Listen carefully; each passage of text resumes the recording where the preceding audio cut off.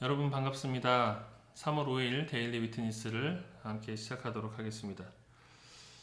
제가 어제도 성경 통독에 대한 팁을 하나 드렸죠. 오늘도 하나 나누려고 합니다.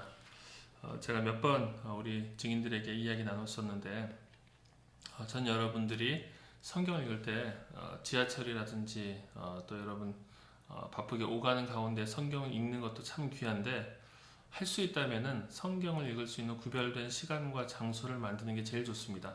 여러분들의 어떤 책상 혹은 여러분들의 어떤 도서관, 여러분 카페라든지 여러분들이 읽을 수 있는 좋은 시간과 장소를 두시고 그것과 더불어서 저는 여러분들이 정독용 성경을 한 가지씩 한 권씩 구매를 하셔서 그것을 가지고 꾸준히 읽어 나가시면 좋겠습니다. 밑줄도 긋고 옆에다 기록도 하고 제가 그때 말씀드렸죠. 옆에 공란이 있는 성경. 그래서 가급적이면은 독서대 같은 거를 딱 두고 성경을 읽어 나가면서 또 설교를 들으면서 혹은 내가 책을 읽어 나가면서 받은 은혜를 거기다 같이 기록하고 그렇게 꾸준히 정독을 해 나가고 읽어 나가다 보면은 성경과 내가 대화를 하게 됩니다. 성경 말씀이 나에게 말을 걸어오고 또 내가 그것을 또 적어보고 또 1년이 지나고 2년이 지나서 다시 또 그 내용들을 살피게 되고 언젠가는 이때는 이 말씀에게 내가 집중이 되었는데 그 시간이 지나고 보니까 다른 말씀에게 집중이 되고 그래서 밑줄 그은 내용들도 달라지고 여러분들의 신앙 여정과 더불어서 함께 할 수 있는 정독용 성경 마치 이것은 우리의 여정의 나침반과 같은 게 아닌가 하는 생각이 듭니다. 여러분들이 꾸준하게 하나님의 말씀을 구별된 장소에서 읽고 묵상할 수만 있다면 여러분 그것만 된다고 해도 여러분들의 인생에 중요한 고비고비마다 하나님의 인도 또 하나님의 뜻을 묻고 얻는 것이 아주 매우 수월하리라고 생각합니다. 오늘 함께 나눌 말씀 신명기 29장과 30장입니다. 신명기가 총 34장까지 있는데요. 이제 신명기도 끝이 보이죠. 이렇게 하루하루 읽어 나가다 보면은 차곡차곡 쌓이는 것들이 있습니다. 자, 신명기 29장 보시면은 모압 땅에서 그들과 세우신 언약의 말씀이라고 본문에 나타나고 있죠. 제가 28장 이야기했죠. 세겜에서 하나님과 맺은 언약이다. 세겜 계약이라고 표현을 하죠. 자, 모압 땅에서 그들과 세우신 언약의 내용입니다. 자, 세겜에서 하나님께서 세우도록 하신 그 에발산과 그리심산에서의 축복의 어떤 축복과 저주의 내용은 어떻게 보면은 너희들이 말을 잘 들으면은 하나님께서 복을 주실 것이다. 그러나 하나님의 말씀을 떠나면은 저주를 받을 것이다. 경고성의 내용이었죠. 말씀 철저하게 붙들으라. 자, 그런데 이 본문을 보시면 이제 29장은 조금 내용이 다릅니다. 물론 초반부의 내용은 비슷합니다. 하나님께서 주신 은혜를 따라서 너희들이 말씀을 잘 붙들어라 하는 내용이죠. 자, 그래서 2절부터 보시면은 하나님께서 바로와 그의 모든 신하와 그의 온 땅에 행하신 모든 일을 너희가 보았나니 3절 그 큰 시험과 이적과 기사를 내 눈으로 보았느니라. 자, 4절 그러나 깨닫는 마음과 보는 눈과 듣는 귀는 오늘 여호와께서 너희에게 주지 아니하셨느니라. 자, 깨닫는 마음과 보는 눈과 듣는 귀가 너희들에게 아직 없다. 물론 이것은 하나님께서 이스라엘 백성들로 하여금 깨달으라, 들으라, 보라 라고 말씀하시는 그와 같은 내용일 것입니다. 자, 5절과 6절 보시면은 주께서 40년 동안 너희를 광야에서 인도하게 하셨거니와 너희 몸의 옷이 낡아지지 아니하였고 너희 발의 신이 헤어지지 아니하였으며 너희에게 떡도 먹지 못하며 포도주나 독주를 마시지 못하게 하셨으면 주는 너희 하나님 여호와이신 줄을 알게 하려 하심이라. 신명기 8장에 나오는 내용이죠. 하나님께서 이 광야의 모든 시간을 허락하신 그 배경, 그 이유를 말씀하시는 것입니다. 자, 쭉쭉 내려가 보시면은 10절과 11절 보시면은 모든 사람이 12절 여호와의 언약에 참여하는 것. 자, 13절 오늘 너를 세워 자기 백성을 삼으시고 그는 친인의 하나님이 되시려 함이니라. 모든 백성과 더불어 모든 총수와 더불어서 하나님께서 언약을 맺는 거죠. 이럴 때 총회가 이제 사용되는 것이죠. 자, 그리고 14절 보시면은 이 언약과 맹세를 너희에게만 세우는 것이 아니라 누구에게까지도요? 우리와 함께 여기 있는 자와 오늘 우리와 함께 여기 있지 아니한 자까지 모든 사람, 마치 후손까지도 다 불러내는 것입니다. 언약의 당사자로 하나님께서 소환하시는 것이죠. 그래서 그 언약이 이때뿐만 아니라 그 이후에도 계속해서 미치게 되는 것이죠. 자, 그 뒤에 보시면은 이제 18절 보시면은 그 마음이 우리 하나님 여호와를 떠나서 그 모든 민족의 신들에게 가서 섬길까 염려하며 독초와 쑥의 뿌리가 너희 중에 생겨서 자 모든 것이 멸망할지라도 내게는 평안이 있으리라 할까 함이라. 자 이렇게 되지 않기를 바라는 것이 하나님의 마음이죠. 자 그런데 그렇게 경고하셨음에도 불구하고 그렇게 하나님의 말씀을 떠났을 때는 어떻게 하실 것이다. 20절, 21절 이렇게 하나님께서 화를 더하실 것이다. 저주하실 것이다. 자 그리고 보면은 23절 이 패망한 이스라엘의 모습이 마치 소돔과 고모라, 아드마와 스보임의 무너짐과 같음을 보고 물을 것이다. 아드마와 스보임은 소돔과 고모라 옆 동네입니다. 같이 멸망한 작은 동네죠. 어떻게 하나님께서 이렇게 하실 수 있었느냐, 이렇게 하셨느냐라고 물을 때 그때 사람들이 25절 이렇게 대답할 것이다 라고 이제 쭉쭉 이야기가 나오는 것이죠. 이런 일들이 너희들에게 생기지 않게 조심하라 라고 하나님께서 경고를 하시는 것입니다. 그런데 이스라엘의 역사는 이런 일들이 생겼죠.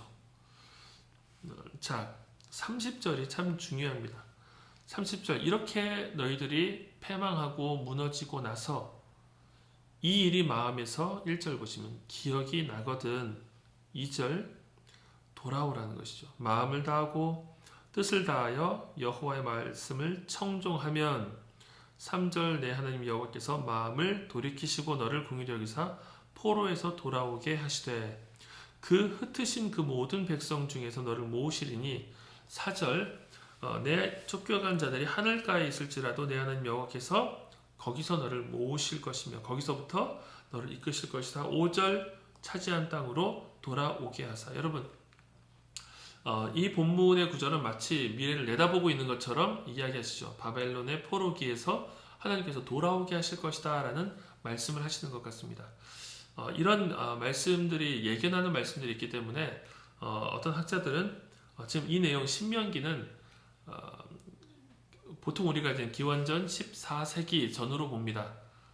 정말 우리가 그 가나안 땅에 진입하기 전으로 보는데 어떤 학자들은 이미 이 말씀은 바벨론 포로기에 기록된 말씀, 재편집된 말씀이다라고 보기도 합니다. 왜냐하면 이렇게 상세한 내용들이 있기 때문이죠. 자, 6절 하나님께서 내 마음과 내 자손의 마음에 할례를 베푸사 너로 마음을 다하며 뜻을 다하여 내 하나님 여호와를 사랑하게 하사 너로 생명을 얻게 하실 것이며 자 마음의 할례를 베푸실 것이다. 우리가 10장 16절을 보시면 마음의 할례를 행하고 돼 있죠. 마음의 할례를 받고 자 마음의 할례를 베푸실 것이다. 그리고 하나님을 사랑하게 하실 것이다. 자 여러분 이 말씀이 하나님께서 이렇게 하나님의 백성다운 삶의 자세를 얻게 하실 것이다. 자 이것이 여러분 예레미야 31장 그리고 에스겔서 36장에 나타난 새로운 언약입니다. 하나님의 말씀, 하나님의 법이 우리의 마음속에 탑재된다. 마치 하나님의 말씀이 그 속으로 들어간 것처럼 그래서 하나님을 알게 되고 하나님을 사랑하게 된다는 그 내용이죠. 자, 그래서 9절과 10절 돌아오게 되면 마음을 다하며 뜻을 다하여 여호와 내 하나님께 돌아오면 마음을 다하고 뜻을 다한다는 내용이 자주 등장을 하죠. 신명기에. 이렇게 하나님께 돌아온다. 전심으로 하나님께 돌아오면 다시 복을 주실 것이다. 하나님께서 복과 화를 두었는데 하나님을 다시 따르게 될 때 하나님께서 다시 복을 너희들에게 주실 것이다. 자 여러분 이렇게까지 하나님께서 이야기하시는 것을 통해서 우리가 무엇을 알 수 있습니까? 하나님은 복을 주려고 기다리시는 분이다라는 것입니다. 복을 택하라. 그리고 복을 택하지 않고 무너졌을지라도 다시 돌아와라. 하나님께서 끝까지 복을 주시려고 하시는 것이죠. 자, 그래서 우리가 신약으로 넘어가면은 어떤 것을 보게 됩니까? 하나님께서 마치 우리의 멱살을 잡고 이끌어 가시는 멱살 캐리라고 하죠.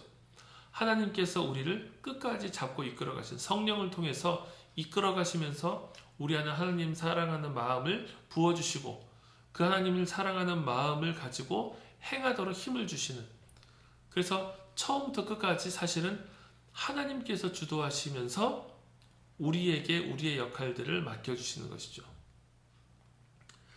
자, 그래서 신명기 안에서 우리는 신약에 나타난 하나님의 완성된 언약을, 새 언약을 보는 것입니다.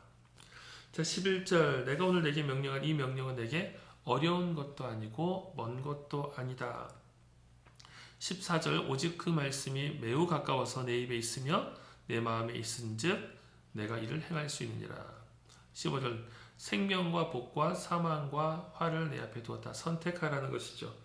자, 그 말씀, 내게 명령하여 내 하나님 여호와를 사랑하고 그 모든 길로 행하며 그의 명령과 규례와 법도를 지키라라는 것입니다.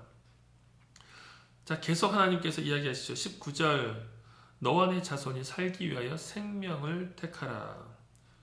내 하나님 여호와를 사랑하고 그의 말씀을 청종하며 또 그를 의지하라. 자, 신명기는 재차 강조된 율법이라고 했습니다. 다시 하나님께서 모세를 통해서 한번 서머리하는 거죠. 요약 정리를 하는 것이죠. 이 요약 정리를 한 내용에서도 다시 몇 번이고 강조하는 것, 하나님의 말씀을 붙잡아라. 하나님의 말씀을 따르라. 때로는 경고도 하시고 때로는 달래기도 하시고 때로는 알 수 없었던 내막 실상은 이런 거야 라고 이야기를 하시면서 하나님의 말씀을 붙쫓아라 라고 이야기를 하는 것입니다. 자, 여기까지가 30장 내용입니다. 여러분, 성경을 통독하는 것, 그리고 성경을 통독한 내용을 여러분들이 다시 한번 상기하는 것, 이 시간을 통해서 매 말씀마다 하나님께서 주시는 내용이 무엇인가, 그리고 우리의 삶 가운데 어떤 것을 적용할 수 있나 하는 것들을 생각해 보시기 바랍니다. 요즘 계속 우리가 이렇게 인터넷으로밖에 또 SNS로밖에 소통할 수가 없는데, 제가 이렇게 인스타를 보니까 우리 증인들이 나름대로 이 시간을 이겨내는 지혜를 발휘하고 있는 것을 몇 개 봤습니다. 뭐 어떤 친구들은 춤을 추기도 하고요. 또 어떤 친구들은 묵상을 나누기도 하고요. 또 소그룹 이렇게 화상을 통해 가지고 함께 기도 제목을 나누기도 하고요. 우리가 할 수 있는 대로 여러 가지 방편을 통해서 이 시기를 우리가 좋은 계기로 삼았으면 좋겠습니다. 개인적으로 하나님과 깊어지는 시간, 그리고 공동체와는 새로운 방식으로 우리가 친교하고 소통할 수 있는 그런 시간이 되면 좋겠습니다. 저도 유튜브를 계속 하면서 노력과 애를 쓰고 있습니다. 변화가 더디지만 여러분 그 소리도 좀 나아지지 않았습니까? 마이크도 구비를 후원을 받아서 구비를 했고요. 또 계속 좋은 어떤 방식으로 여러분들에게 접근하고자 애를 씁니다. 여러분들도 조언해 주시고요. 의견도 나눠주시고 또 궁금한 게 있으면 질문도 해주시고 그렇게 해서 우리가 계속 조금씩 소통할 수 있으면 좋겠습니다. 감사합니다.